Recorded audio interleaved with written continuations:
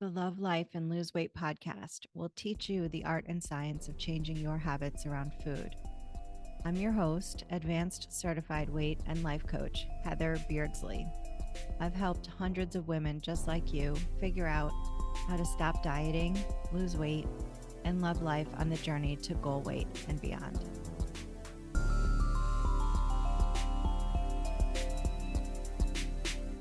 Hey, welcome to episode 29. In the next few episodes, I'm going to be going over some common weight loss saboteurs. These are habits that can tend to present themselves through the weight loss process with my clients. We see them all the time, they're very common. And for a lot of my clients, it feels like they're the only ones that this is going on for. And I'll kind of break it down for you. Today's saboteur is middle of the night eating.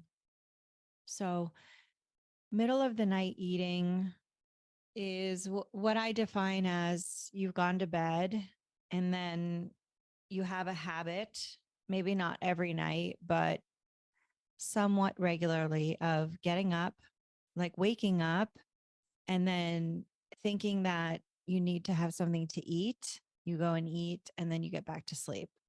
And the belief that is kind of developed through this habit of associating eating with getting back to sleep, um, it's something that is just an association of two unrelated things.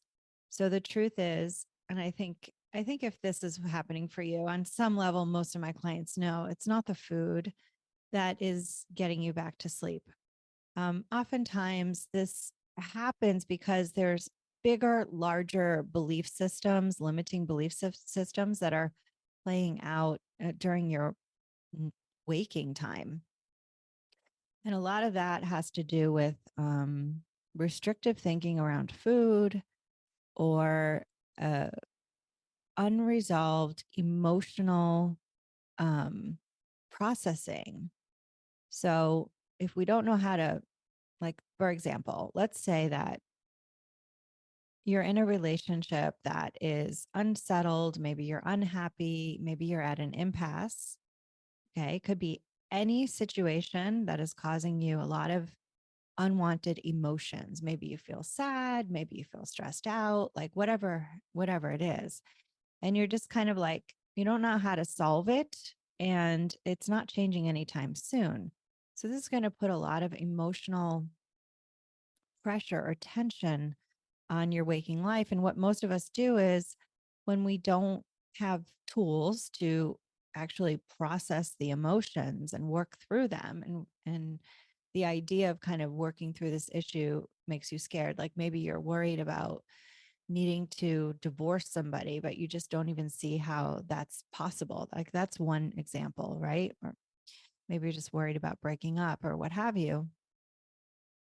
If it's not directly dealt with, then a lot of this emotional angst takes place with eating.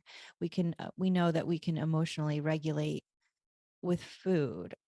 Not that it's actually processing the emotions, but many times it allows us some relief. The distraction of eating, the dopamine hits we get from the taste and the pleasure of food gives us some relief from that negative emotion, even if it's temporary. So we believe that food helps us, right? But many of my clients are very diligent with their commitment to the process to not overeat. Um, and so they don't kind of allow it in a way where they do feel much relief at all from the eating. And so it'll kind of bubble up in other ways. A lot of times it doesn't always have to take the form of nighttime eating, middle of the night eating. It could be eating in the car. It could be, binging when people leave the house, things like that. Those are all kind of a little bit separate. But today we're talking about middle of the night eating. So, the first thing I do with my clients, and if this is you, I want you to identify like what's going on in your life that you think is causing a tension buildup, an emotional tension buildup, where when you wake up in the middle of the night, you want comfort. And if, you know, food is the first thing that comes to mind, then that's what will be the fastest, easiest, and most direct way for you to kind of feel better or feel comforted if that's what you believe food gives you. And it'll get you back to sleep because we all want to go back to sleep, right? So there's a little bit of time tension happening there too.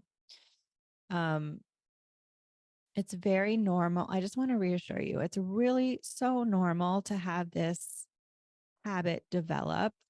You don't have to judge yourself for it. Just know it's so, so normal.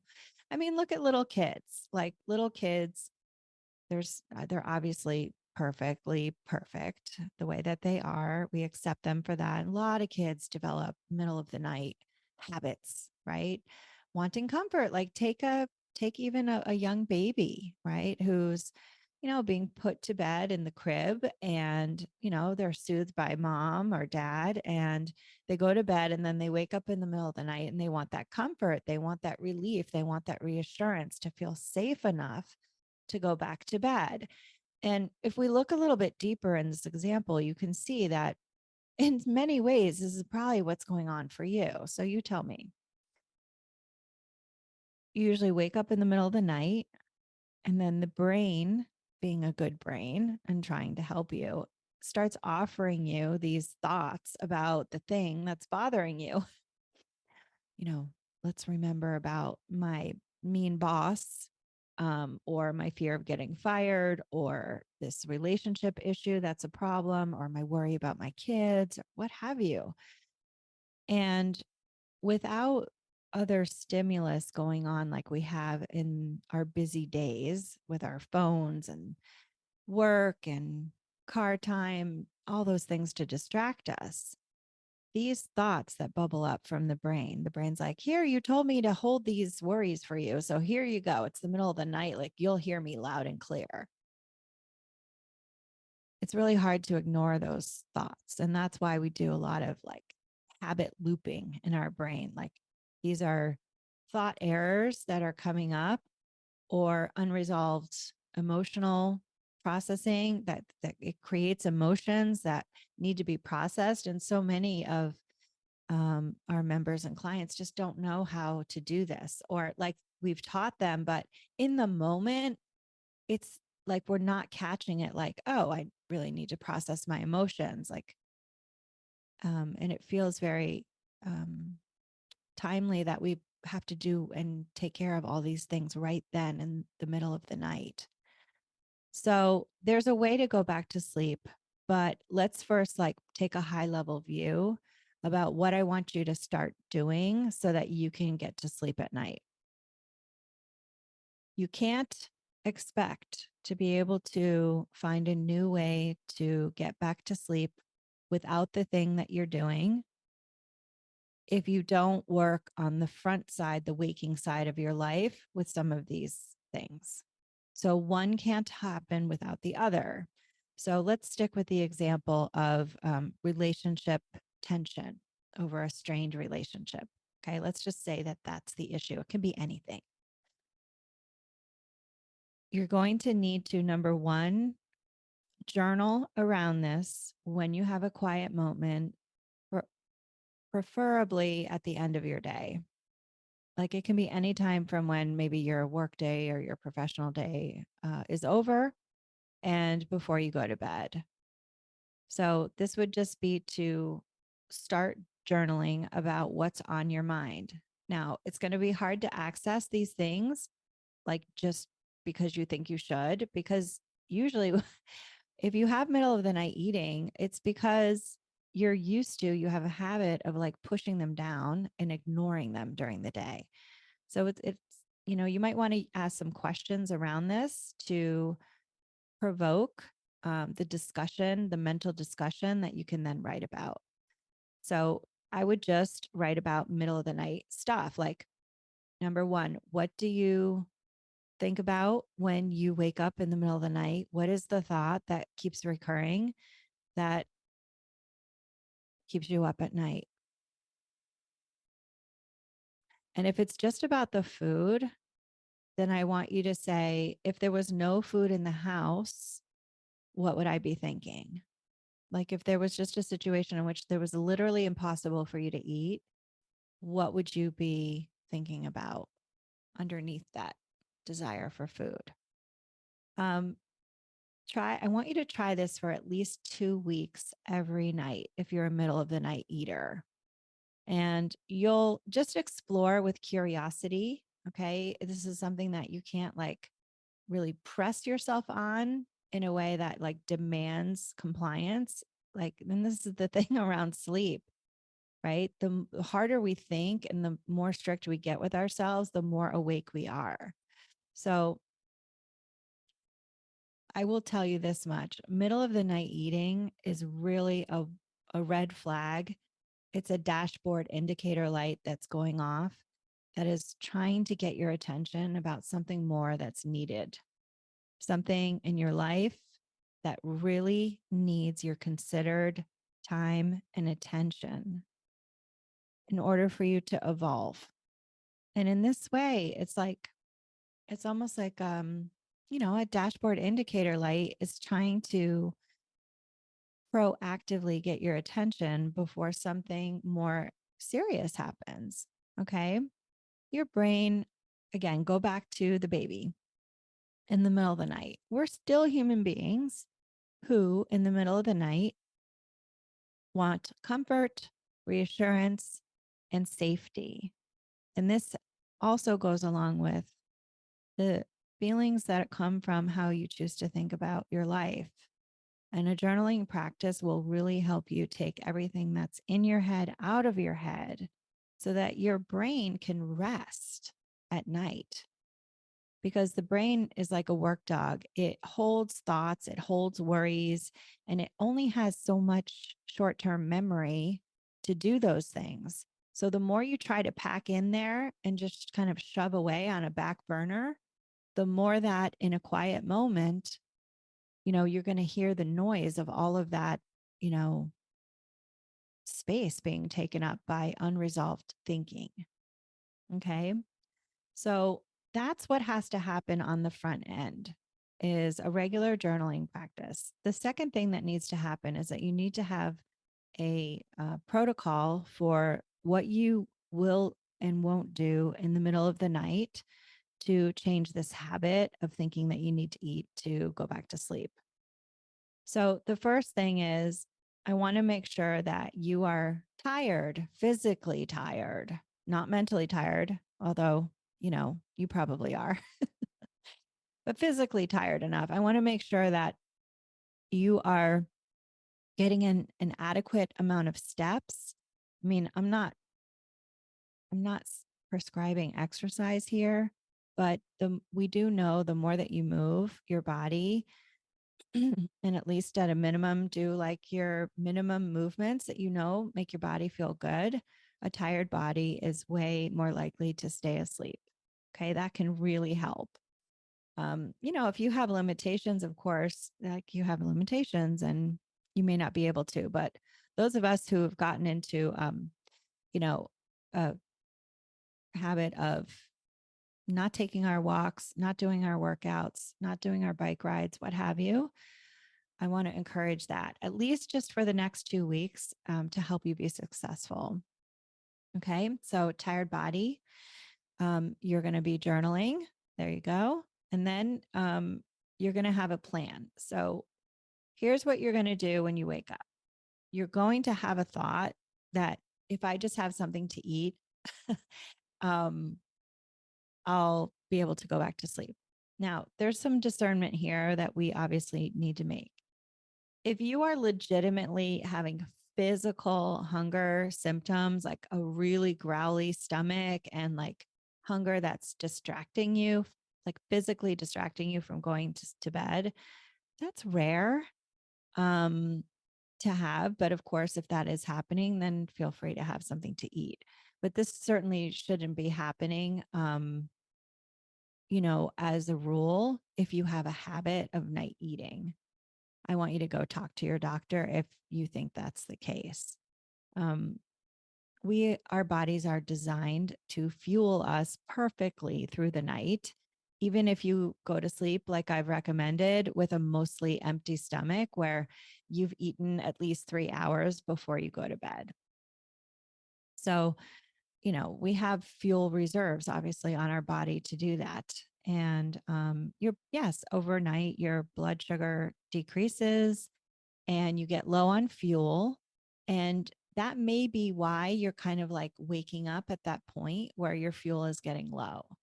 Um, the body will always prefer if you eat the fuel that it's looking for to fuel you. So if you answer middle of the night low blood sugar with eating, your body's like, okay, well, we'll just take the food, And so it's always happy to do that because your body is a primal machine that wants to store as much fuel on board your body in the form of fat or stored blood sugar, which is glycogen in your muscles and your organs, um, to save the fuel for an impending, I don't know, famine or pandemic, zombie apocalypse, whatever, right? That's what our bodies do. They're fat storing machines in case of an emergency, that they will always be happy to do that. Those, mechanisms inside of our body will happily store away fuel. So we want to get away from that habit, which means that we've got to allow some hunger to be there.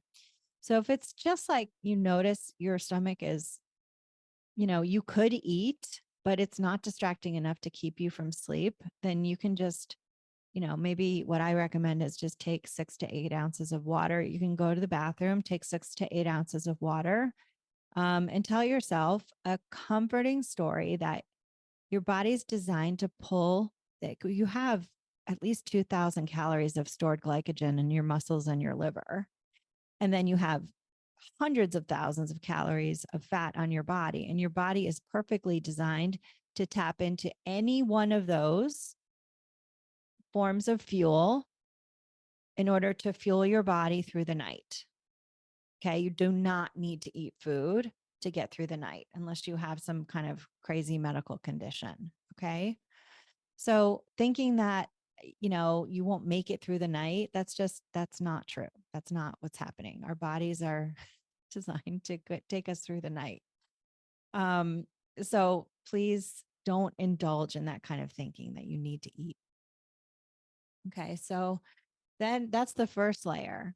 Um, have some water, use the bathroom, especially if you do have some water, right? Otherwise, you'll be up soon needing to pee again in an hour or two. The water will help put something in your stomach enough for you to go to bed. The third thing you need to do is to just give yourself really boring options. And eating is no longer an option. So you just need to get really clear with what you will and won't do. You just need to decide, I'm just not going to eat anymore. It's going to feel hard for the first 2 weeks, but you can do it. You've done a lot of hard things in your life, and this is not one of them. Okay. It's just a matter of just not allowing it. If something comes up for you when you say, no, we're just not eating, and these thoughts get stronger, then maybe in the first few times this happens, you might want to get up or just type in your phone, like, here's what's on my mind. Here's what's really bothering me. And just write those things down. But I don't want you solving them. I don't want you getting up. I don't want you watching TV. I don't want you watching a movie. Nighttime is for sleeping. You've got to give your brain a very clear and consistent message for this. Now, if you do write down what's on your mind and what's worrying you and what's keeping you up, then you've got to bookend that with your due diligence in the morning by journaling around this idea so you can see your thoughts on paper and get clarity with what your concerns are. And then you've got to make a plan for how you want to handle that. Okay. And, listen, if you're having some issues on it, like this is why we need a coach sometimes to help us work through roadblocks with our weight loss, right? If weight loss was just about like telling ourselves not to eat so much and just pulling the trigger on that every time, then nobody would ever like struggle with weight loss. Like weight loss is always it's a it's a playground in which how we think about our life like works itself out. And when we have inefficient tools for coping with the challenges of life, that's when we have inefficient strategies, right? Like eating over emotional upset. Like eating doesn't fix emotional upset. And that's why it persists because you want to have something different. We have to meet the need directly. Um, I had a client the other day who was just thinking like, why do I eat in the car? Why do I eat in the car? And it's the same with middle of the night. Why do I do it? I just need to not do it. Like this is the problem. But I'm like, why are you eating in the car in the first place? Like she's like, well, it's because I'm so tired. I have to eat to keep myself awake. I'm on the road all day for work. And I'm like, okay, well, you don't need to just force yourself to not eat because you're tired, because tired isn't going away. Okay, why are you tired? Ask that question rather than demand that you not eat and try to push past tired. Okay, so we took it back and it's like, oh, I'm up in the middle of the night. Okay, well, why are you up in the middle of the night? Well, I'm worried about my relationship. It's upsetting me. Okay, well, what are you doing about that? Like, do you have a clear idea about what the problem is? And what are some of your strategies that you're going to try to work through? You know, and the problem was that she wasn't doing any of that. She was just shoving it all back in her brain on the back burner where it was unresolved, creating lots of tension, keeping her up at night, keeping her eating at night, and then making her super tired in the day. And she was eating over that too in the car. Okay. So these are the things that for her were directly in the way of weight loss. So we have to go back. We can't just put a band aid on a broken arm. We can't just expect ourselves to like do the really hard thing in the moment with food. I want you to look at the hard thing that's keeping you up in the middle of the night. That deserves your time and attention. And, you know, I don't really care like how big and scary it feels, this thing that's keeping you up at night. This is the work of your lifetime. Like, how do you eat an elephant? Like one bite at a time. Just start and just crack that door open and turn on the light for these things that are creating the tension in your life. Okay. So you have created boundaries around what you will or won't do. You are having urges to eat and you're telling yourself, I'm not going to do that. What's really on my mind here that I'm thinking that eating will solve? Okay. And then you're going to write about that hopefully the next day. And if not, then you can jot some notes about what the issue is, what your thoughts are that night. Now, you've had some water, you've gone to the bathroom, and now you're laying there and you probably have some looping thoughts, right? And those can be really, really distracting. And I don't want you to kind of sit there, lie there in bed in the dark and just mentally torture yourself. So here's my suggestion: download Kindle on your phone and then allow yourself to, like, I want you to download a really boring Kindle book, like maybe a book about, I don't know, accounting. Or I don't know. We all have those books that kind of put us to sleep. It can be anything really. I don't want like a super exciting book. Okay. It's got to be something that's, you know, just your brain doesn't want to be thinking about. Your brain wants to be thinking about things that are worried, that make you worried or give you tension or stress you out. It doesn't want to be thinking about Charles Dickens. Great expectations, right? So tell yourself when you've done your due diligence, then pick up your Kindle on your phone. I want you to put the light as far down, the backlight as far down as you can. There's two settings on your phone. I don't know about Android, but I have an iPhone. So the one is the actual brightness for your iPhone, the global setting. So bring that down pretty low. And then within Kindle, if you tap on the page, you'll see there's some settings that come up. And if you hit the one with the text, it looks like an A, a big A and a little a. If you go in there, there's the backlight setting for your Kindle as well. So just bring the light down low. Make sure you have like night mode on your phone as well, so you don't get that blue light in your eyes in the middle of the night, which can stimulate, um, your brain and kind of reduce the melatonin that you have. And then just start reading your book. So this gives you a change of focus from your brain, from the thing that's bothering you, to the book. You're like, no, we're just going to read this book. So you're forcing your brain. Your brain is a work dog. Don't forget, like your brain's not in charge. Like your manager part of you is in charge, not your worried part of the brain. So manager you says, nope, we're just going to read Great Expectations. And you just start reading and you'll see your brain is like, it just taps out. It's like, all right, fine. If she's not going to think about these things that I think are really important for us to worry about and stress over and eat over, then I'm just going to tap out. And you'll see, like, for me, it happens like within 5 minutes, my eyes start closing and I'm ready just to go right back to sleep. Okay. Um, I really don't have any other options for you because I think that these work so beautifully well. So you're just going to distract your brain with something really, really boring that isn't going to ruin your weight loss goals, and you're not going to eat over. Like you're definitely not going to beat yourself up the next day for reading 5 pages of Charles Dickens in order to go back to sleep. But if you go in there and you over in the kitchen and you overeat, that's what happens. Like it then becomes like middle of the night eating becomes a way for you to totally beat yourself up, disappoint yourself, and then like judge yourself. And then the next day you start with this idea that like I already overate. And then all kinds of malarkey starts to happen. Like you skip breakfast because you're like, oh, I ate it in the middle of the night and that was so bad. And I'll just skip breakfast and I'll just skip lunch too. And then I'll just have a sensible dinner. And it just doesn't work.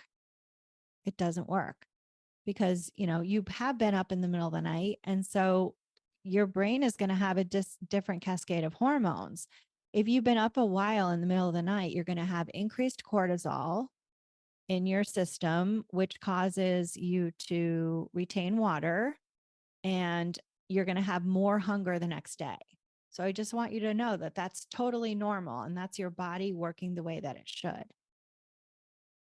Remember that like primal part of your brain is like operating almost like as if it's in a dark, locked room inside of you.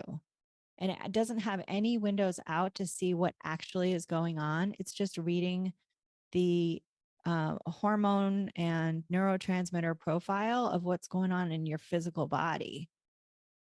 Like a ticker tape. It's just reading that and going, I don't know if she was chased by an animal last night, but she didn't get any sleep. Release the cortisol. Make sure, she eats today. And that's like usually what it thinks. Like if you eat, it's like, all right, well, everything's cool. We set up out a lot of hunger today and she did eat. So she must not still be being chased by an animal. It's feedback for your body. Your responses to the body's hormone profile, stress hormone profile will give it information. It's always just trying to make sure that you're okay. Okay. And that even has to do with like stress hormones or hunger hormones that happen as the result of how you choose to think about things, right? So we don't need the judgment from eating. And we're going to stop that by using the methods that I talked about here today. I hope that that's helped you. Um, this is not the end all be all. This is one version that you can use as a template to riff off of and design your own middle of the night eating protocol. The goal, of course, like any habit change, is to notice when you do it and then have a plan for exactly what you will do on the front side of even going to sleep and in the middle of the night when it happens. You're going to have a limited number of options that you can follow. And you've just got to be willing to tire your brain out. Think of that little baby. You know, a lot of times with sleep training, we let the baby cry and the baby learns to self soothe. We'll find that little pacifier in the bed or that blanket so that every time it wakes itself up, it doesn't need the mom to go back to sleep. And it's the same way with you. When you wake up in the middle of the night, this is you learning how to self soothe with other ways besides food. So, this is you taking care of your mental health.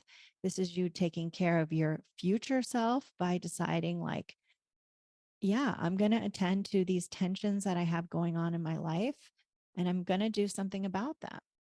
And that's how you become, the benevolent manager of you. This is like CEO energy, where you're willing to make hard changes for the overall good of you, your physical health, your mental health. And all of that is like creating a sense of well being in the middle of the night. You deserve to sleep through the middle of the night.